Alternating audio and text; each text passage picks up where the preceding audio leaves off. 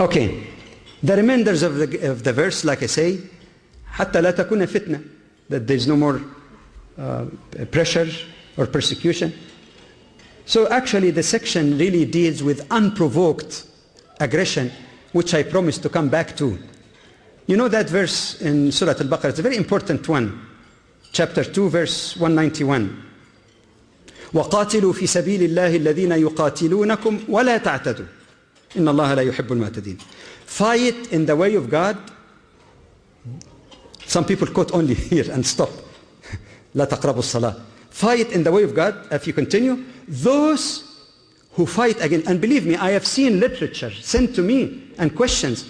How come your Quran says fight in the way of God? The Quran teaches aggression and fight. I said, brother, complete the verse. Fight in the way of God, those who fight against you, but commit no aggression or transgression. Allah doesn't love those who transgress. 8. But they say, but the Quran say that you fight even the people of the book until they pay the poll tax, jizya, while they are subdued, and some even people say humiliated. You get a number of errors here. First, what is the historical context? Does it say that Muslims are obligated to fight all people of the book in the world until they come under the rule of Islam and they pay the poll tax and be humiliated or subdued? The historical context is well known, and that's totally ignored by people who write about these issues. The historical context is that Islam was in great danger, and the Muslim community, the nascent community, was in great danger, both from within the hypocrites, as well as elements that were hostile to Muslims, even in the Arabian Peninsula.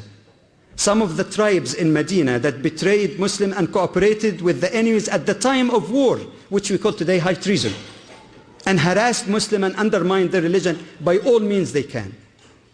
The tribes in the northern part of Arabia, because of their proximity to Byzantine Empire, some of them were accepted Christianity, especially the Ghassanites or Ghassasna.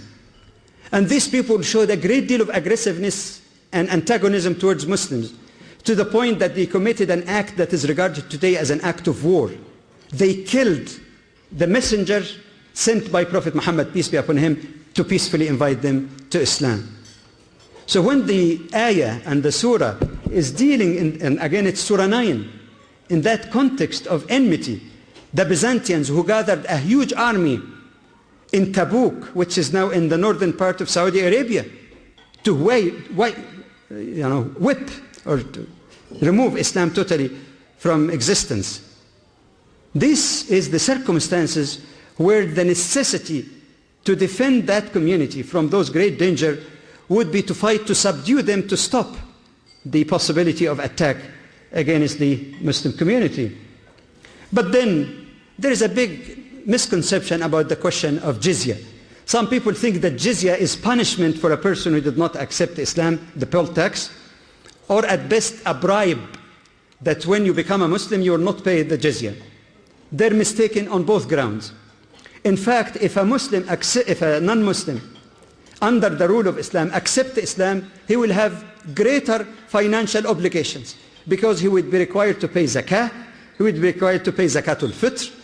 According to the hadith of the Prophet ﷺ, he would be required to pay additional sadaqah even if needed, or taxes, and voluntary sadaqah. So that you're not escaping, you'll be paying more even. And then some people mistranslate the Quran also. An yadin.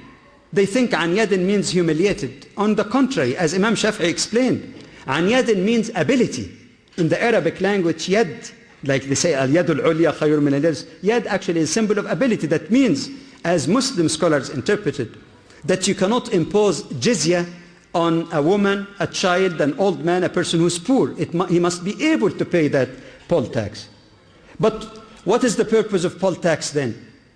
In Islamic law, all citizens, Muslims and non-Muslims alike, are entitled to state services, to social security, and they're not obligated to serve in the Muslim army, obligated, because it might contradict their feeling, because there is a religious connotation. So there is defense benefit also involved in that.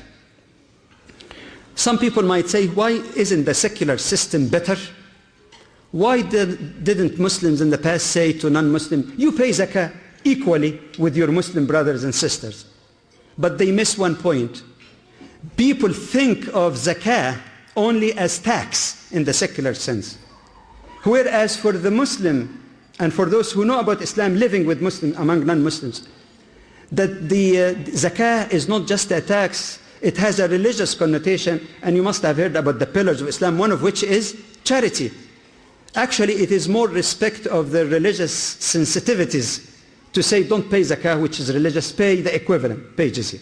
And by the way, some scholars like Dr. Abdul Karim Zaidan, in an excellent book about the rights of non-Muslims under Islamic State, he made it clear that this is not a religious duty on Muslim to have jizya. If in the judgment of an Islamic government they want to apply another system, it is not really a must. And then finally, the biggest misunderstanding, وَهُمْ صَاغِرُونَ. They don't understand that the word صَاغِرُونَ actually in Arabic could, yes, mean humiliated, but has another important meaning referred to by Imam Shafi'i, rahimahullah, one of the great scholars of Islam. صَاغِرُونَ here means accepting the authority of the Islamic State. But let me ask you that question. When you make your tax return before April 1st, and when you pay tax to the Canadian government, you have the same saghar. You're admitting the authority of Canadian government to impose tax on you, don't you? The same thing, saghirun, that means accepting the legitimacy of the Islamic government under whose protection they are living. Okay, very quickly, a couple of more. Fight constantly against your neighbors. قَاتِلُوا الَّذِينَ يَلُونَكُمْ مِنَكُمْ, and let them find firmness in you. I don't want to repeat much. Historical context appear in the same surah, surah number 9, about those who represented threats to the Muslim community. And there is another historical evidence. Prophet Muhammad, peace be upon him, even when he moved to Medina, migrated to Medina, had a powerful following who were willing to sacrifice. Whenever he marched towards any neighboring tribes to make sure that they do not conspire with his arch enemies, the Meccans, and whenever they offered to live in peace with Muslims and not to help in any fight or attack against Medina, he accepted that from them and he led them. This is known in Islamic history as al-muwada'a. Wada'ahum. Al-muwada'a, that all right, we'll live in peace, fine. No blame on you. All right. And then I'd like to add one final comment. If any of these quotations in the Quran were to be interpreted as Muslims being obligated to fight against all those who do not accept Islam, that means that 20% of the world Muslim population must be in constant fighting and bloodshed with the rest of the world, which is totally not the message of Islam. That's why Sheikh Muhammad Ghazali, rahimahullah, said it's an idiocy. It's an idiocy to interpret that Muslims have to be in constant fighting of others. And by the way, let me add one comment before moving to one of the last two. That some people say, but doesn't the Quran say that Allah sent His messenger بِالْهُدَى وَدِينِ الْحَقِّ لِيُظْهِرَهُ عَلَى الدِّينِ كُلِّهِ وَلَوْ كَرِهَ الْمُشْرِكُونَ? That Allah is the one who sent His messenger, means Muhammad, peace be upon him, with the guidance and the religion of truth so that it may prevail over all ways of life or religions. And they say, isn't that a green light for Muslims to be dominant? Probably you read that in the paper somewhere. The answer here is that they don't understand what mean yudhir. What does it mean, yudhirahu? I think that was coming actually in 11. Is it yudhirahu in a sense of political, that Muslims have the sole political power in the world, hegemony? Yudhirahu in terms of military power and subjugation? Or is there another more profound meaning of prevailing that is consistent with the totality of the message of the Quran, that means the truth of Islam would be manifest and known? Yudhirahu, to reveal the truth of Islam that was given to the Prophet. One final one, because I jumped one actually, that was coming in 11, that just gets a bit spontaneous.